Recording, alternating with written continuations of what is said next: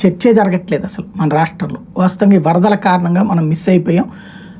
First ప్లేస్లో Kerala, Andhra Pradesh second place పడిపోయింది, third place Gujarat, fourth place Rajasthan, fifth place Tripura, sixth place Uttar Pradesh, seventh place Andaman Nicobar, eighth place Haryana, ninth place Orissa, 10వ place Assam.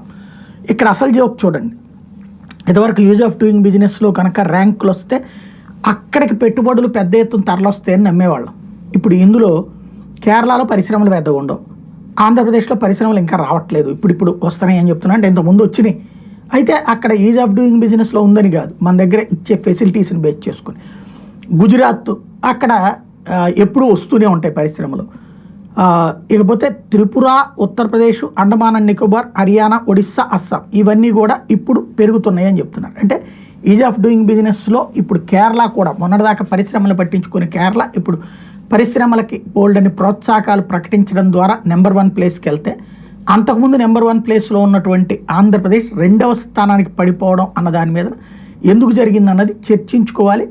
దాంట్లో ఇప్పుడు అది అత్యంత ముఖ్యమైన అంశం.